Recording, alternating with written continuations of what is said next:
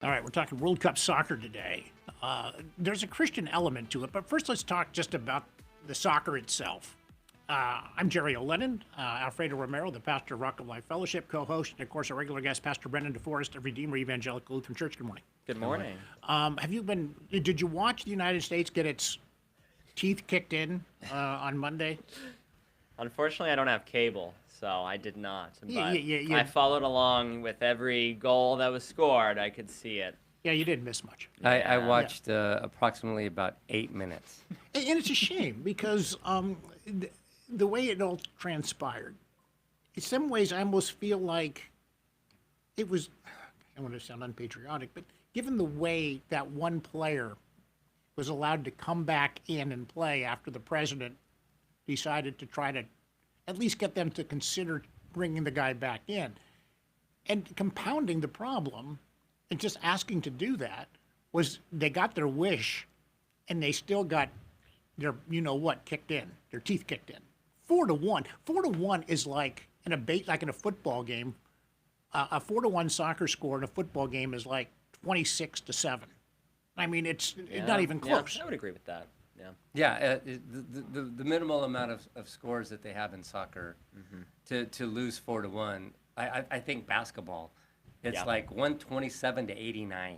Yeah. It was a blowout. 4-1 is a blowout. And baseball, 4-1, not so bad. Yeah. But 4-1 in soccer is bad. And there's not a lot of people feeling much sympathy for the United States team because of what President Trump decided to intercede in this situation. And for the record, it's not that that FIFA would not have considered an appeal and change it. They could have done that anyway. They've done that in the past. And it's not that the president, put his thumb on the scale and said, you must do this. He just said, you maybe might want to look it over. I mean, how many of us as sports fans, as Monday morning quarterbacks, I would take him out and I would put him in. And Right. if only we had that ear to the coach to be able to tell them what we want to do. Right. Well, President Trump, the most powerful man in the world. And of course, what if he says something, no, maybe they're going to look into it. And they did. And they did, and it still didn't work. It wasn't a precedence. This isn't the first time somebody has ever appealed a decision to actually FIFA. Yeah. And it's not the first time. But It's just who did it. It's who did it that people have a yeah. problem with. But I would say it was inappropriate no matter who it was. I don't care if it was Biden or Trump or Obama or anybody. It's just not your place. It's not your place. and it automatically made the United States look like the bullies. Like we deserve special treatment. I thought it was a bad precedent that he set. I don't think he should have done it. I wish he hadn't done it. And you know what? If the United States didn't have that player, maybe they would have done better. Maybe they would have rallied, because they seemed like they were really. I was watching the game. They seemed lethargic, And Belgium was fired up. No, so you're giving us a raw deal. We'll show you, and everything I think was just a bad call all the way around. Anyway, I might agree. Do you think the outcome would have been different if Trump didn't make that call? Because the other team, Belgium, was, like you said, was fired up. Right, yeah. It might have been, maybe it would have been a little bit closer, actually. yeah, because I think the United States may have rallied around the fact that their best player wasn't in the game. They said, we're going to really show how good we are, but then I think when they brought him back in, it's like now we have nothing to gain. Now we have everything to lose because we're kind of the bad guy. And I kind of felt like the United States put itself in a role as being kind of, I don't want to say the bad guy, but somebody you're not necessarily rooting for because you're getting a special advantage because you're the United States of America and you're an imperialistic country, and I get the feeling that maybe those people had a point. I don't know what position he played. If he was like a forward, I should have looked it up. Striker, yeah. So, that already there, the striker comes back in, so everybody knows, okay, he's a good player. They got to double, triple team him, whatever. If he wasn't in, then it would have been a little bit closer, actually. Yeah. Yeah, I mean, Just thinking out loud. Sports is the you never know business. Yeah. Somebody gets injured, you don't say, well, we got to postpone the NBA playoffs for a couple of weeks because a guy got a sprained ankle. So it wouldn't be fair to have him out of the game because it's just not fair. Or who's the women's basketball player that everybody loves? Caitlin Clark. Yeah, she's injured. So we're gonna postpone the game because it's not fair. We need to have her in the lineup so that we have our best team. Yeah, it's part of the way it works. Sometimes you get a good break, sometimes you get a bad break. I don't know if it was a good break. I mean, I'm not sure the guy should have been thrown out of the game, but he got thrown out of the game. He got red flagged. That's just the breaks, and you play with the breaks. And so I don't know if there's a lesson. It reminded me of Little League, where a parent tries to come in and tell the coach or the umpire, you missed that call. My son was safe at first base. You missed the call. Here's the video of it. Yeah. Gosh, it just seemed so unnecessary. And really disappointing. Yeah. Now, but you know what? There were some good things that have been happening at the World Cup. Christianity is breaking out all over the place. And so there's some five examples that Pastor Brennan DeForest provided for me, and I didn't know this. The Croatian team shared the importance of their Catholic faith. Ahead of their first match against England, a couple of guys on the team took part in a press conference where they discussed their role in the Catholic faith plays in their lives.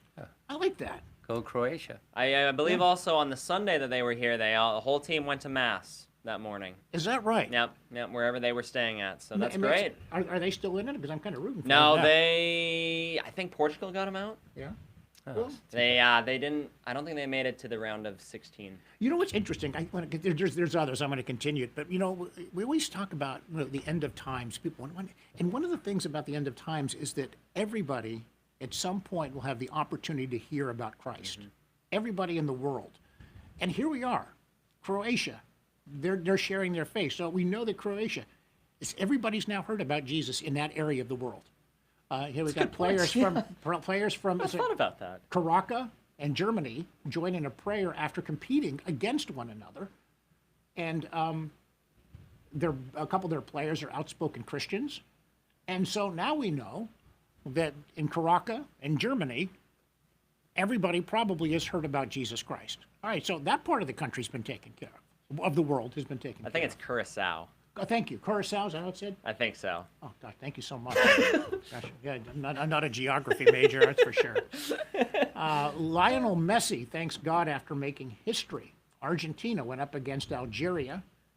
69,000 fans watched history unfold. Famous Argentine player Lionel Messi, during the victory, Messi recorded the first FIFA World Cup hat trick when a single player scores 3 goals during one game.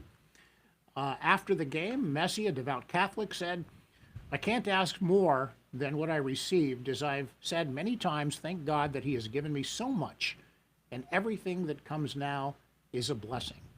Gosh, we need more people like this. That's good. Yeah.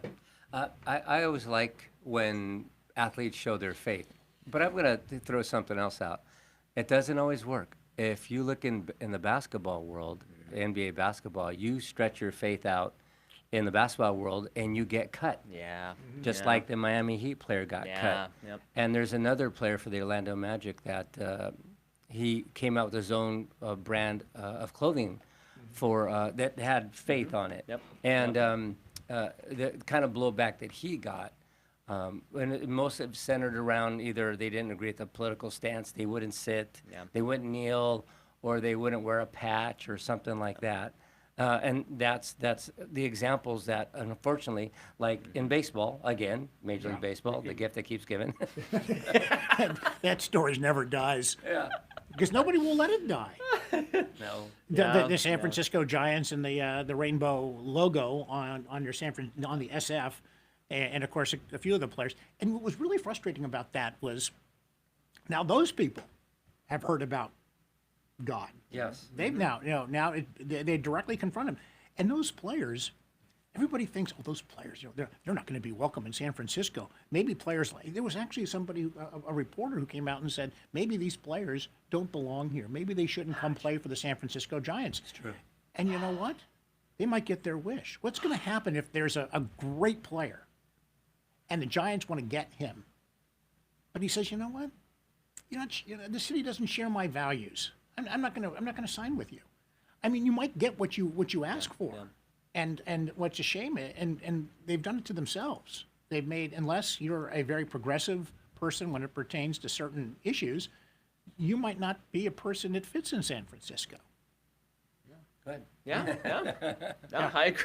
Yeah. Well, I think, real quick, I think the main story here would be, this brings Christ to the forefront. Mm-hmm. Yeah. It really does expose people to the message of Christ. Yeah. the good news and the offer of salvation. And if they're, unfortunately, the word really that God uses is fools to not accept. Matter of fact, I was just doing a 1st, 2nd Corinthians Sunday, and Paul gets to the point where he's telling the church in Galatia and in Galatians as well, 5. He doesn't understand. You've heard the good news. Yeah. Why haven't you received salvation yet? You know what? Maybe we need. What I'm wondering is there follow-up? I mean, it's wonderful that they declare their faith. That's a good start. But then what do you do after that? And think about that, because we're going to be going to break in about a minute and a half. But I do want to bring up, if you're wondering about the United States, yes, the men from the U.S. started their World Cup journey on a positive note with a victory over Paraguay. But after that game, one of the players led the team in a moment of prayer on the field. And so they talked about Bible study, about having Bible time with the team, and about how God's given them opportunities, etc. So it's not. And the last example I want to point out is a German midfielder named, which I'm going to mispronounce, Felix Nemetja. He honored Jesus by making a powerful gesture after scoring the first goal in Germany's big victory over, what's the name of that team? Curacao. Curacao. Yeah, that was a couple of weeks ago. He knelt down on one knee and made the gesture of taking off a crown from his head, placed it on the ground, and then pointed up to the sky. You know, these are wonderful, wonderful expressions of faith, and it's so heartwarming as a believer to see people do that. What I wonder about, and we're going to be going to a break momentarily, and so I'll just finish up here by saying, how do we follow up on those things? I mean, we can mention them in the pulpit, but is that merely going to, preach to the choir? Because that's what I'm doing right now. You and I are discussing, the three of us, and I'm saying, isn't this great? And you're saying, yeah, it is great. But you're already there. You're already heavenward bound, right? And God willing, I am too. But it's what do we do after that? And how do we make the expression is good, but what does Jesus want from us beyond the expression of our faith? We are going to step aside. You're listening to Rebel Religion in the News. We're talking about athletes who express their faith. But what do you do after that? How do you take advantage of those expressions of your love for God and turn it into something that could bring people to the Lord? We'll be right back. We are actually celebrating some of the athletes who are expressing their faith in God. And the question becomes, how do we take advantage of that? I mean, how do we need to go, do pastors, believers need to spread these things to their Facebook page? Hey, take a look what this person did in the game. Paid an expression of love and appreciation to Jesus, and maybe post that on our Facebook page. Maybe somebody will see that. Is that the way we do it? Do we have to say something in the pulpit to say, hey, did anybody notice what's going on here? We need to spread this word more and more. I'm so grateful for these expressions of people's belief in Christ on the sporting fields. But what next? Go ahead. Well, John 15, 18, 20 says, if they persecuted me, they'll persecute you. I think the next step for a lot of these athletes is keep their faith because they're under whatever level of persecution. Yeah. Well, the thing I love is that I think when, it's the San Francisco Giants story. I mean, they were like, well, these players are getting mocked. They're going to be ridiculed. And they're thinking to themselves, no, I'm going to rejoice. This is great. Yeah. I mean, Jesus, what did Jesus say? If you're persecuted for my name's sake, rejoice.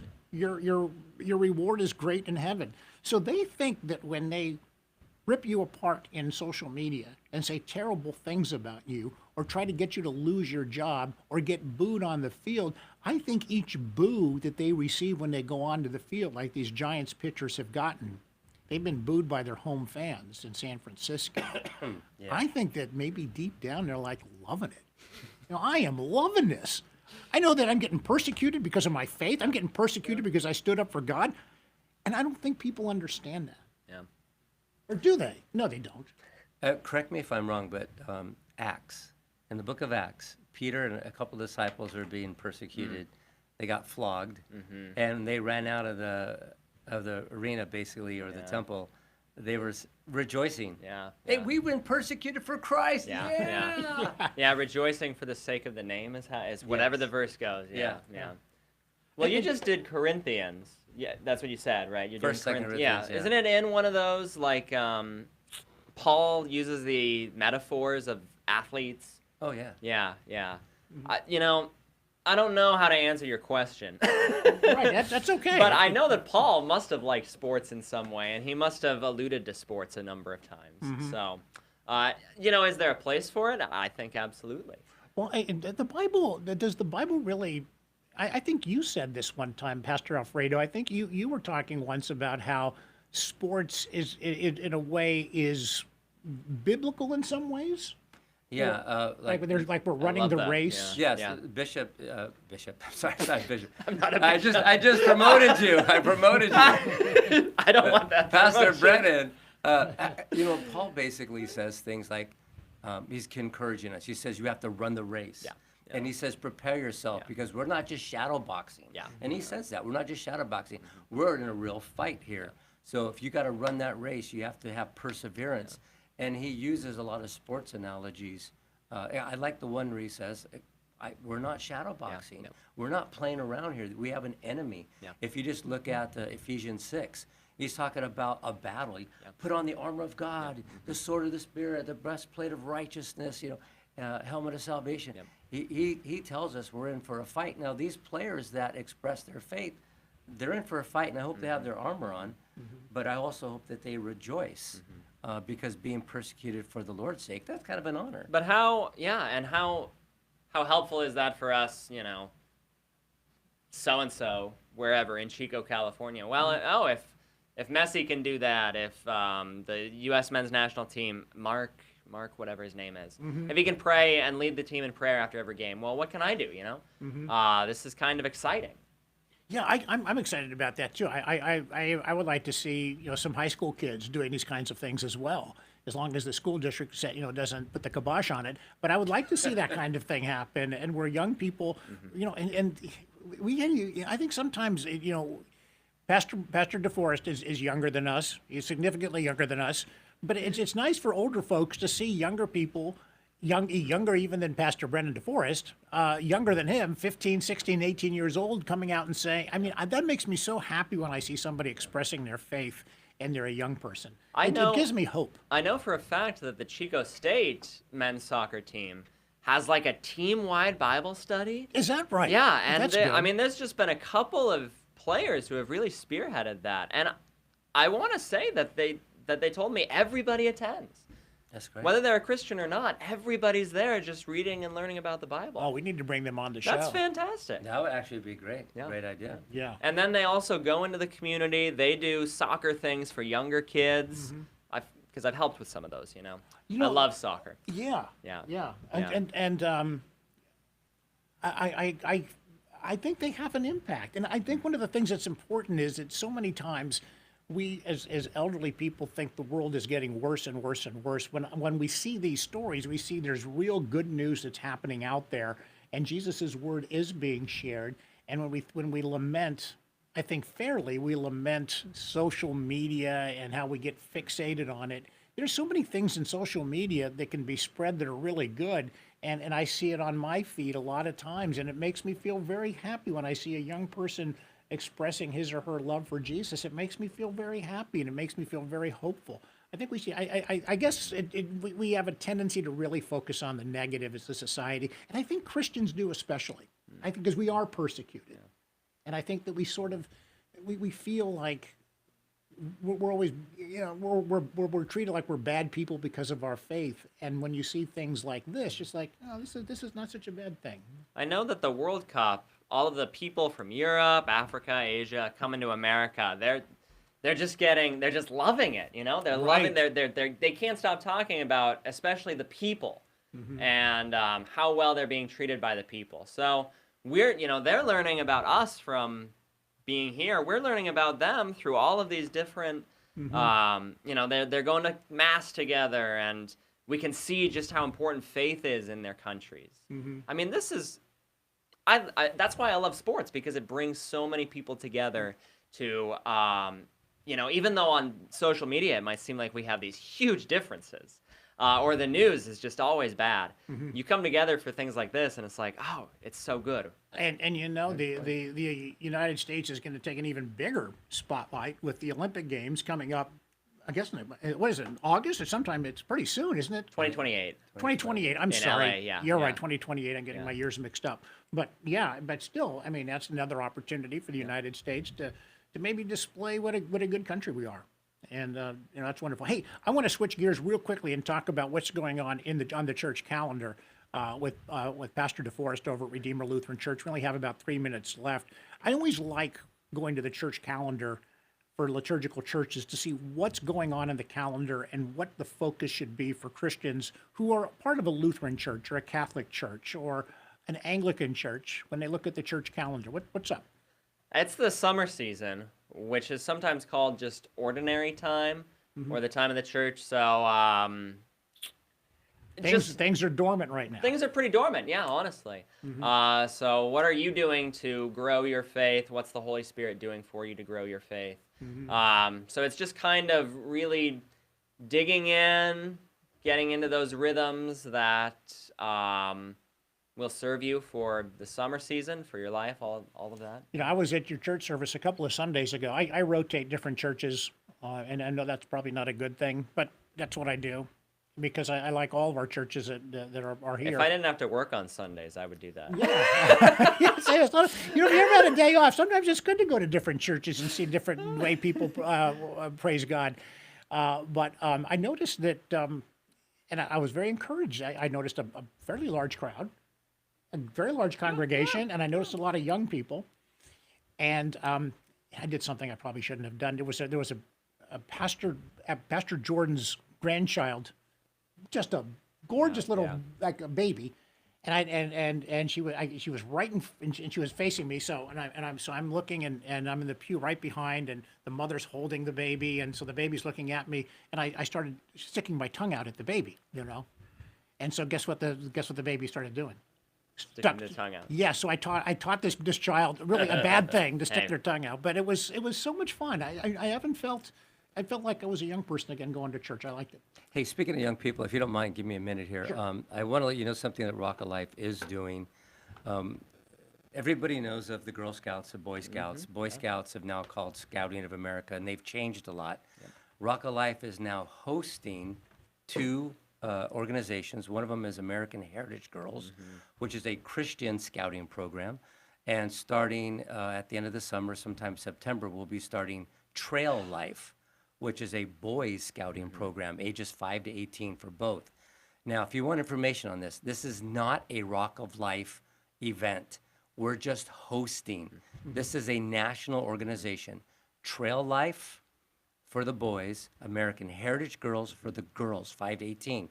It's open to the community. Now, the reason why we're doing this is we were approached by these organizations because the closest one is in Sacramento. So if you want information, please contact Rock of Life. Just look at us up on Facebook or YouTube, or call 530-588-4700. I love scouting. But I was a terrible scout. I couldn't get past tenderfoot. I think I couldn't make the knots. Yeah, you had to get a merit badge for making knots. I couldn't make the knots. I was finished, And then first aid, I couldn't get that merit badge either. But it sounds great. It sounds great. Yeah, it is. It's the girls. We've been doing the girls now for almost 2.5 years. The boys start up this September. You can find all of that online, of course, at the Rock of Life Fellowship, and of course, Pastor Brennan DeForest, his ministry, Redeemer Evangelical Lutheran Church. He has a service time 10 o'clock on Sunday mornings. Just remember, just go to a church and pray. All right. Thanks, everybody. Talk to you next time.